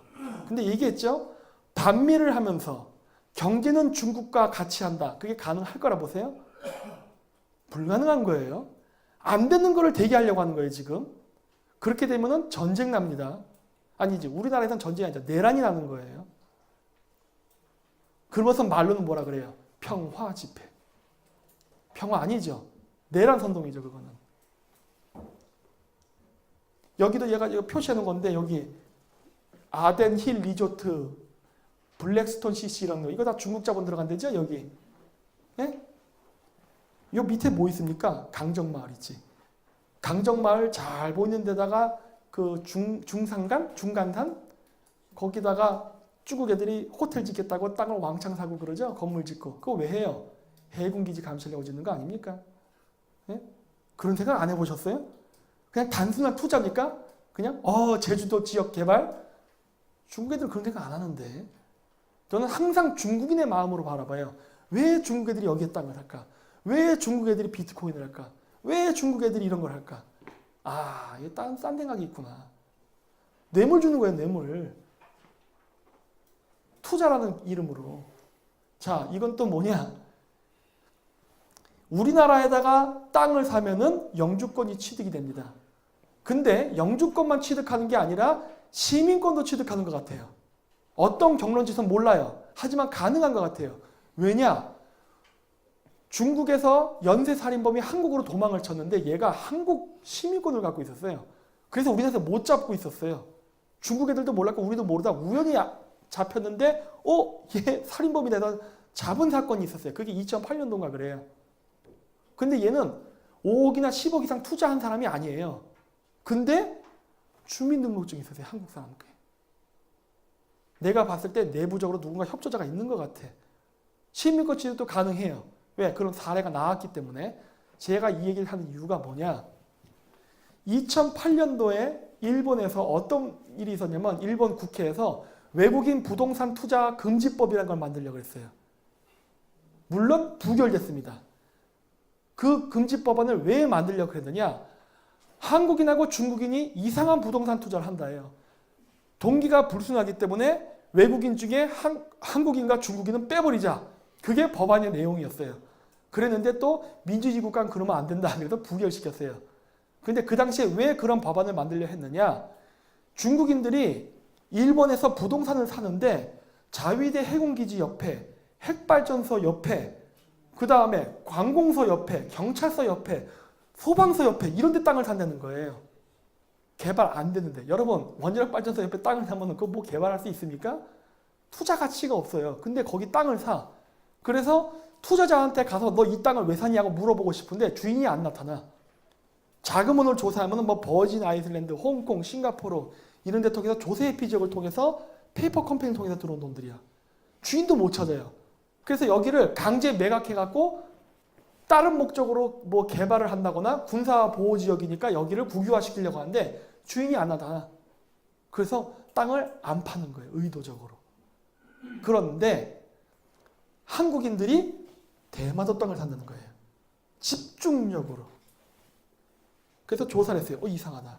이럴 리가 없는데. 한국인들이 신주쿠에 가서 땅을 사면 이해할 수 있어요. 부동산 투기. 그래, 돈 벌려고 하는 거지. 근데 대마도에 땅을 왜 삽니까? 대마도에 사면은 대마도에 땅값이 오를까요? 아니면은 뭐 집세가 오릅니까? 일본도 고령화가 돼서 저는 대마도에 나이 든 사람만 살지 젊은 애들 별로 안 살아요. 저기 땅 사봐야 소용도 없어. 근데 대마도에서 땅을 어디를 사느냐? 대마도 부속 무인도. 그리고 여기 자위대 해상기지가 있거든요. 그 주변 땅을 사는 거예요. 100년, 200년 동안 개발이 안 될 땅이에요. 아니 1000년이 지나면 개발이 될까? 개발이 안 되는 지역인데 그 땅을 한국인이 산다는 거예요. 말이 안 되잖아요. 왜 이런 일이 발생했느냐? 바로 우리나라의 친중 정책 때문에 그렇습니다. 중국인들이 우리나라에서 5억 원 또 10억 원 이상 투자해서 영주권을 받거나 혹은 중국 여자랑 결혼한 한국 남자들 혹은 우리나라의 운동권 출신들, 주사파애들 이런 애들이 친중적이거든요. 이런 애들을 통해서 명의를 빌린다던가 해가지고 대마도 땅을 산 거예요. 그러면 어떻게 될까요? 이런 걸 보는 우리나라 한국 국민들은 어떻게 생각할까요? 애국자라 생각합니다. 독도도 우리 땅, 대마도도 우리가 뺏겼는데 뜻있는 한국의 애국 인사들이 일본 놈 쫓아내고 대마도를 사는구나. 적극 동참하자. 이 일이 일어날까봐 제가 13년 전부터 떠들었어요. 이거 매우 위험한 일이다. 이거는 중국의 공작이다. 이거의 목적은 뭐냐? 반일 감정 부추기는 것. 일본에서는 반한 감정을 부추겨가지고 한일 동맹관계를 약화시키기 위한 것이다. 한일 관계 빠그러지면 한미 군사동맹도 같이 빠그러집니다. 왜? 미국이 한국과 일본 사이에서 누구 편도 못 들고 어쩔 줄 몰라 하게 되거든요. 한미일 군사동맹이 빠개지면 누가 유리하냐? 중국과 북한. 매우 위험한 상황이다. 따라서 이거 막아야 된다. 어느 신문사에서도 안 실어주더라고요. 우리나라 정부 기관에 여러 번 탄원서 넣었어요. 어떤 정부도 좌파 정권이고 우파 정권이고 귀를 기울여주지 않더라고요. 그리고 이 문제가 드디어 작년에 터졌죠. 그래서 제가 최근에 일본 신문사를 많이 만납니다. 야, 반환감정 기사 쓰지 말아라. 우리나라에서는 물론 반일 기사 쓰는 거 청권 이론이 어쩔 수 없다. 하지만 일본만큼은 그러지 말아라. 왜? 이건 공작이니까. 지금 여기서 한국하고 일본이 사이가 나빠지는 거를 중국과 북한이 원하기 때문에 이거 공작인 거 알기 때문에 이거를 왜 이런 일이 발생했는지 메커니즘을 조사해서 이거를 폭로를 시켜야지 이 공작에 놀아나가지고 일본 애들이 독도는 일본 땅이라고 더 강하게 주장한다던가 대마도에서 반환 감정이 나서 이런 게 해서 한일 관계가 나빠지는 거를 절대 조장해서는 안 된다. 막아야 된다. 여러 번 얘기했어요. 일본 사람은 알아듣더라고. 안타까워요. 일본 사람은 반환 감정이 있는 분위기 속에서도 이성적 사고를 하니까 듣는데 한국인들은 반일적 정서가 있는 상황에서 이런 얘기를 해도 왜 안 받아들이냐는 거예요. 이 메커니즘이 왜 안 보일까? 조작하고 있는데. 의정부시 민주당 출신이 시장이지요. 친중파지요. 안중근 동상 어디서 왔습니까? 시진핑이 보낸 선물이잖아요. 그래서 안중근 의사가 중국인처럼 보이죠. 그것도 역사 요각하는 좀 단계거든요. 왠지 아세요? 중국 애들이 제대로 된 항일 투쟁을 해본 적이 없어요. 중국 역사상. 전승절? 언제 모택동이가 전승을 했습니까? 장개서희가 했지. 응? 거진 역사를 만들어야 되는데 항일 투쟁 이런 거 얘기해야 되는데 중국 공산당 중에 항일 투쟁한 놈이 없어요. 장개석이는 사실 모택동은 장개석이 쫓아내고 중국 통일한 다음에 오히려 일본 제국에 감사하다는 얘기까지 했었어요. 왜? 일본 제국이 장개석이랑 싸우는 바람에 이 중국의 공산화가 쉽게 진행됐다 해가지고 오히려 고맙다고 했다고. 중국 공산당은 항일 투쟁을 해본 적이 없어요. 근데 지금의 중국은 반일 정서를 불이켜야만 한미일 군사동맹을 깰 수 있거든요. 그래서 항일 투제가 필요해요. 중화민족의 항일 투제야. 항일 투사. 그래서 걔 누굴 쓰느냐? 안중근 쓰는 거예요. 안중근을 중국인으로 만들려는 공적을 지금 중국 정부가 하고 있습니다. 그래서 중국이 한국에다 안중근 의사 동상을 보내고 중국의 하얼빈의 여승 감옥이라든가 안중근 동상을 대대적으로 크게 키우고 우리나라 민족단체들 초대해서 기념사진 찍게 하고 한 이유가 뭐예요? 위대한 중국인 안중근 의사가 중국에서 항일 투쟁을 하고 조선 독립에 혁혁한 공을 세웠다. 이 말 하려고 하는 거란 말이에요. 근데 우리나라 운동권 좌파애들은 뭐라 그러죠? 하고 좋아하죠. 미쳐버리겠다는 거야, 이런 걸 보면은. 이거 매국 행위예요, 지금. 친일파만 나쁘고 친중파는 좋은 겁니까? 나라 팔아먹고 있는데 일본 애들이 마치 뜨거운 물에 오징어를 담그려 했던 거라면은 중국 애들은 차가운 물에다 오징어를 담그고 지금 뜨겁게 지금 데피고 있는 과정이란 말이에요. 이거는 정당하냐는 거예요. 응? 한국 사람들 정신 차려야 된다는 거예요, 지금. 응? 대응 정책. 이제부터는 정책입니다. 이제부터는 대안. 불만만 해서는 안 된다고 저는 생각해요. 늘 대안이 나와야 됩니다. 자, 이제부터 어떻게 하면 되냐예요. 한미 군사 동맹은 당연히 강화시켜야 되는 겁니다. 당연히 강화시켜야 돼요. 그게 우리의 안보를 보장함과 동시에 수출의 길을 엽니다. 자, 한미 군사 동맹을 강화시킬 수 있는 가장 상징적인 건 뭐냐면요. 주한미군 주둔비를 우리가 100% 부담해 주는 겁니다. 이거 우리나라 운동권 출신들은 무조건 반대입니다. 결사반대예요. 얘기도 안 들어보고. 우리가 지금 주한미군이 주둔비가 얼마냐면 2조 정도 들어요. 한국 돈으로. 2조 원. 우리가 약 9,500억 원. 약 절반을 내고 있습니다. 우리가 1조 원만 더 투자하면은요. 주한미군의 주둔비를 100% 부담해 줄 수 있어요. 그러면은 미국이 우리를 좋아할까요? 싫어할까요? 무진장 좋아하겠죠. 무진장 좋아하겠죠. 근데 1조가 큰 돈일까요? 작은 돈일까요? 조그만 돈이에요. 우리나라 경제 규모에서 이제 1조는 조그만 돈이에요. 큰 돈이 아니야. 근데 제가 이 얘기를 하는 데는 외교적인 꼼수가 있어요. 자, 근데 일단 보자고요. 우리가 1조를 더 투자해주면 미국은 얼마 정도의 해외 주둔비를 절약할 수 있을까요? 우리가 1조를 더 내서 주한 미군의 그 주둔비를 1조 원을 줄여주면 미국은 얼마를 절약할까요? 1조 원일까요? 아니에요. 자, 보세요. 전 세계에서 그러니까 미군의 숫자가 가장 많은 나라가 세 군데인데 바로 한국, 일본, 독일이에요. 저 세 나라 중에 가장 못 사는 나라가 누굴까요? 우리나라예요. 세 나라 중에 가장 못 사는 나라가 주한미군 주둔비를 100% 부담하게 된다면 우리보다 잘 사는 나라인 독일과 일본은 어떻게 될까요? 100%안 내면 안 되는 상황이 발생하겠죠? 이게 바로 제가 생각하는 외교적 어떤 테크닉이에요. 내가 100% 부담해 줄게. 그래봐야 겨우 1조예요. 겨우 1조. 우리나라 서울의 한 개 구 그 초등학교 급식비 안 줄 때 1조 넘습니다. 어마어마한 돈이, 조그만 돈이에요, 우리한테는. 내가 이거 대줄게. 너는 나를 이용해서 일본하고 독일을 쪼아. 그래서 100% 부담비 받아내라야. 미국이 그러면 몇십 조를 절약합니다. 이익 보게 해줄 수 있어. 너 돈 줬지 내가? 이익 보게 해줬지? 비즈니스에는 공짜가 없는 거예요. 그럼 나는 뭘 받아야 될까요? 한국 자동차 미국 시장에서 10% 혹은 20% 더 지분을 내놔. 핸드폰 30% 내놔. 이런 식으로 지분을 가져오라는 거예요. 공짜로 무역하는 거예요. 공짜로 무역. 맞죠?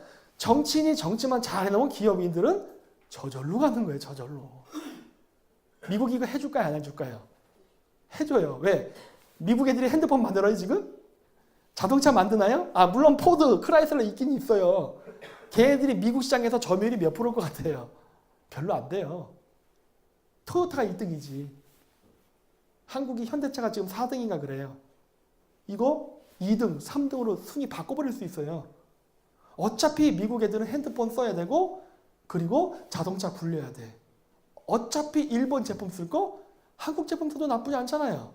오히려 한국, 일본 자동차의 점유율이 떨어지면은 미국 자동차의 점유율이 올라갈 수도 있는데 예를 들어서 크라이슬러 1등, 토요타 2등, 현대차 3등, 포드차 4등 이렇게 되면 더 좋은 거 아니에요? 미국 입장에서도? 어차피 사서 쓰는 건데 어차피. 근데 방위비는 안 내도 돼. 이런 협상하면 안 됩니까?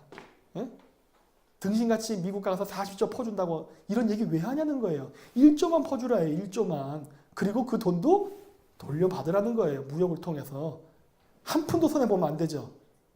외교란 건 그렇게 해야 되는 거죠. 하지만 이렇게 한다고 해서 미국이 우리를 싫어할까요? 좋아합니다. 왜? 명분 세워줬잖아요. 명분. 그렇게 외교를 해야 되는 거예요. 그렇게. 그래야 우리 경제도 살고 안보도 좋아지고. 그렇죠? 안보 망치고 경제 망치는 정책하면 안 되겠죠? 이거는 교과서 작업이에요. 이건 제가 왜 하느냐? 제가 중앙아시아에 있었다고 했죠? 전 실크로드 작업에 아주 관심이 많습니다. 앞으로 통일은 반드시 됩니다. 왜? 미국이 동북아시아에서 자신의 패권을 확장하려 하기 때문에 남북 통일은 내가 봤을 때 기정사실이에요.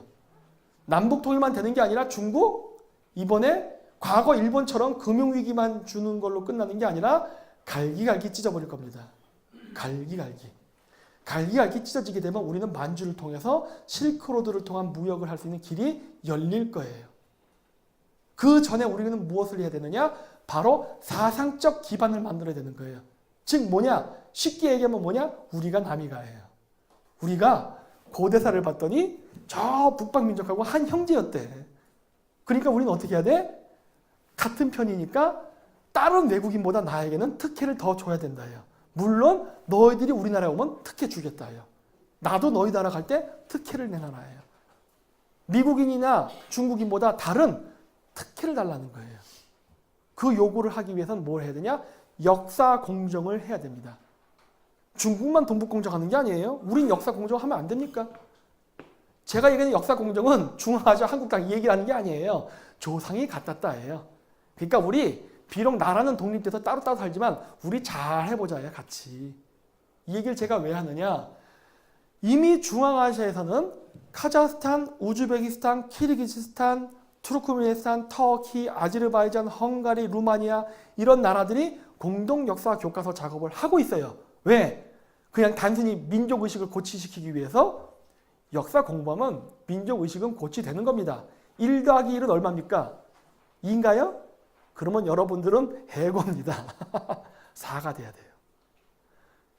역사 공부에서 민족의식 고치신 걸로 끝나면 안 되죠. 플러스 경제적 이익까지 생각해야죠.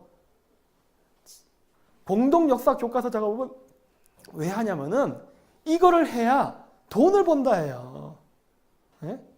우리도 역사인식 바꿔야 됩니다. 우리나라의 역사 논쟁은 뭐죠? 넌 좌파 빨갱이, 너는 우파 친일파 새끼. 네가 잘났네, 내가 잘났네. 내가 더 깨끗해, 네가 덜 깨끗해. 이 얘기 논쟁이죠? 저는 그거 관심 없어요. 저의 관심은 뭐냐? 돈입니다. 국익. 돈을 벌어야 우리가 당파 싸움도 할 수 있는 거예요. 네? 우리나라가 경제성장기에 데모를 했기 때문에 대학생들이 데모하면서 게스 청바지 입고 맥도날드 햄버거 먹고 코카콜라 마셨어요. 그렇죠? 저는 이런 상태를 아주 좋아해요. 민주주의는요, 원래 시끄러운 거예요. 아각 떠들어야 돼요. 그게 민주주의야. 근데 아각 떠들려면 배가 고파서는 절대 안 돼. 그래서 현명하게 활동하라는 거예요. 현명하게. 나라를 말아먹으면서 민주주의는 하면 안 돼요. 아각 떠들면서 배부르면서 민주주의 해야 되는 거예요. 그렇죠? 그러려면은 공동 역사 교과서 작업이 무진장 중요합니다. 왜? 앞으로 실크로드는 뚫릴 겁니다. 그거는 과학기술이 발전했기 때문이에요. 배 타고서 2달 걸리는 거리를 고속철도로 가면은 일주일이면 간단 말이에요. 이미 과학기술이 나와버렸어요. 근데 미국은 그거를 이용해서 중국이 실크로드 뜨는 건 죽어도 싫은 거예요. 그러면 어떻게 해요? 미국이 유라시아 대륙을 점령해야 되나요? 이제는 그런 시대 아니에요. 미국은 더 이상 유라시아 대륙을 점령할 수 없습니다. 그러려면 뭐 해야 돼요? 친미국가 땅을 지나가면 괜찮다. 이게 변하는 겁니다. 아주 간단한 거예요. 그게 미국으로서 취할 수 있는 가장 합리적인 최선의 방식이에요. 즉 중국 땅과 러시아 땅을 통과하지 않는 한반도, 만주, 몽골, 카자흐스탄 이렇게 통과해서 유럽으로 가는 실크로드는 미국은 괜찮다가 되는 거예요. 단 통과하는 국가들은 반드시 친미국가가 되는 거예요. 우리가 어떻게 되는지가 벌써 보이죠? 여러 형태로. 그리고 아까 얘기했죠? 외국인 투자는요. 아무나 받는 게 아닙니다. 우리가 실크로드를 통과하는 지역에 외국인들을 받아들여야 돼요. 우리 공장 노동자 필요해요. 중국인 받지 말라는 거예요. 여기 와서 쓸데없이 차이나타운 만들고 장기 매매하고 돈 세탁하고 이런 놈들을 왜 받아들입니까?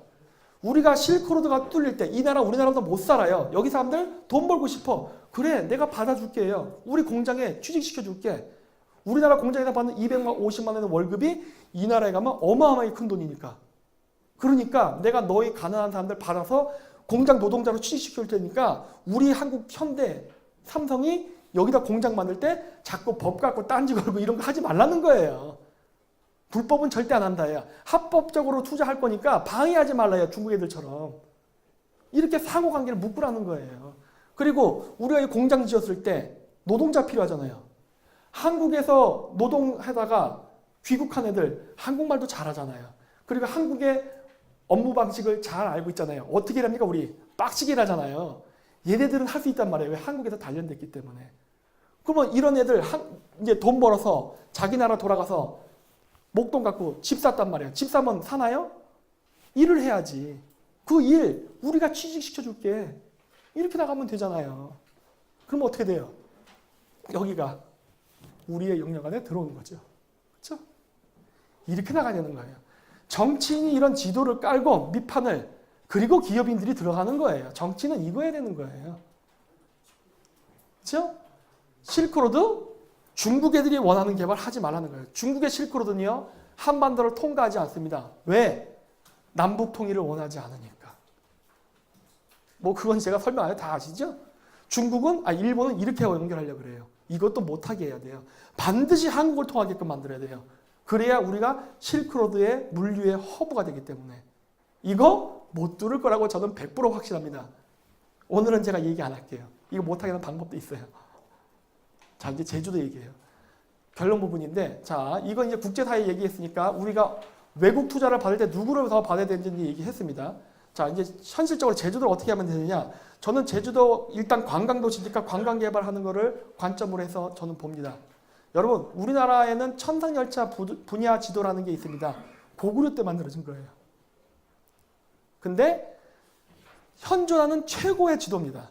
오래된 지도, 남아있는 것 중에는 이 자부심을 가질만해요. 세계 최고예요. 그런데 제가 이 천상열차 분야 지도를 왜 이야기하느냐?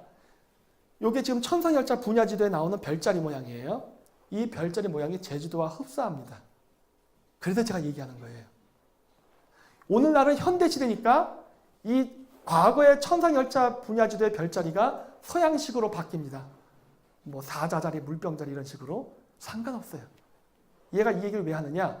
여러분 제주도에 행정구역의 도시 이름을 결정을 할 때 별자리를 쓰면 어떨까 하는 게 제 생각이에요. 별자리를.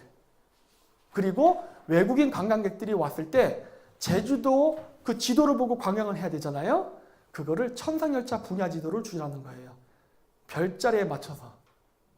무슨 리조트 짓는다고 뭐 프랑스 이름으로 파리 뭐 이상한 이런 말 쓰지 말고 별자리 위치를 보고 그 위치에 맞춰서 아 여기는 우리 별자리의 어느 위치에 해당한다고 그 위치로 이름 바꾸라는 거예요.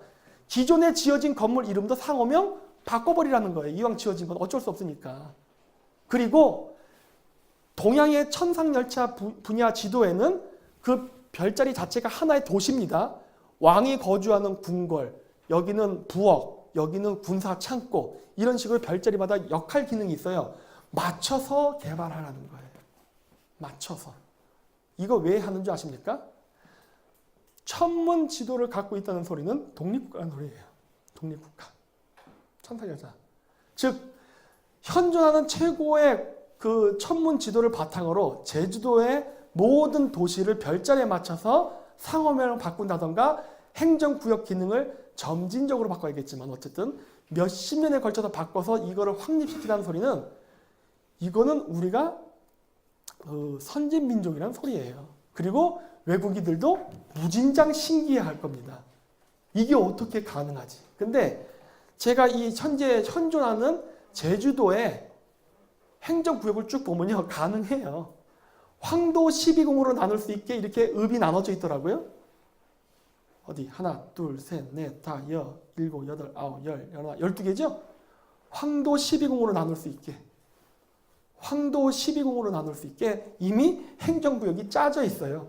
12개로 분리가 되어 있더라고. 그리고 북극성을 결정하는 5개의 별자리가 있거든요. 용자리, 작은 곰자리, 세페우스, 백조, 직녀. 백록담을 북극성이라고 봤을 때 북극성을 결정하는 5개의 별자리에 해당하는 5개의 성지가 이미 제주도에는 존재하더라고요. 되네 이거예요. 되네. 되니까 하라는 거예요. 되니까. 이렇게 해서 도시를 개발하고 천상열차 분야 지도를 기반으로 해갖고 제주도를 관광상품화 시킨다면은 제주도는 그냥 우주 그 자체입니다. 예? 우주를 마케팅하는 거예요. 우주를 마케팅. 이거 하면 서양 애들 눈 뒤집힙니다. 이거. 영국 애들은요. 스톤헨지 갖고도 밥해 먹고 살아요. 제주도 전체가 스톤헨지가 된다고 생각해 보세요. 놀라운 거거든요. 이거. 왜 안 하냐는 거예요. 왜 우리나라는 왜 자주 국가라는 생각을 안 하는 거예요. 그래서 이런 식으로 관광상품을 개발하게 된다면 저는 굉장히 잘 팔릴 거라고 봅니다. 별말에 맞춰서 건물의 기능을 만드는 거예요. 별말에 맞춰서. 그렇게 되면은 외국인들도 신기해요. 그리고 잘하는 애들도요, 별자리를요, 그냥 외우게 됩니다. 왜? 제주도에서 한 1년 살게 되면요, 천상열차 분야지도에 나오는 그 수백 개 별자리를 저절로 외우게 돼요. 아, 요 별자리 옆에 요런 게 있었는데, 아, 내 동네 옆에 이 마을이 있어, 이 마을이 있었네? 그냥 외우는 거예요, 그냥. 놀라운 거죠, 놀라운 거. 원래 이게 우리나라 고대 조상들이 했던 교육 방식이기도 해요. 하나를 알면 열을 안다 그러죠. 생활 속에서 그런 것들을 자연스럽게 가르쳐서 모든 것을 하나로 통해 가르치는 고대의 교육 방식이었거든요. 그 방식을 저는 이용하고자 하는 거예요. 제주도를 통해서. 왜? 제주도는 아직 덜 오염됐습니다. 서울은 난개발이 돼서 이제 불가능해요. 제주도는 아직 그 정도까지 난개발은 되지 않았어요. 그래서 지금도 늦지 않았기 때문에 그 고구려가 만들었던 천상열차 분야지도를 지금 제주도에 부활시킬 수가 있어요. 그렇죠? 그리고 이게 신실크로드가 열리는 새천년 시대에 딱 맞는 어떻게 보면 아이템 상품이 될 수 있다는 겁니다. 이렇게. 이 지도 보고 제주도 관광을 하는 날이 왔으면 좋겠어요. 올레길보단 이게 낫다는 거예요. 올레길보다 은하수를 만드는 게 낫죠. 차라리 은하수길. 더 의미가 있다니까요. 그냥 개발하지 말자는 거예요. 네? 이런 것들이 쭉 있는데 이게 청산열전 이거 제가 해놓은 거예요. 이렇게. 그렇죠? 요거를 그대로 첨부되게 된단 말이에요. 제가 이미 디자인까지도 다 했어요. 벌써. 어떻게 개발할지도. 네. 이게 더 낫다. 물론 그렇다고 해서 뭐 여기 뭐 주천읍을 갖다 개자리 이렇게 하면 안 되겠죠. 그게 아니라 예를 들어 주천읍에 심볼 하면 개자리를 하면 되겠죠. 그냥. 그렇다고 개자리읍 이렇게 하면 안 되잖아요. 이제는 늦었으니까.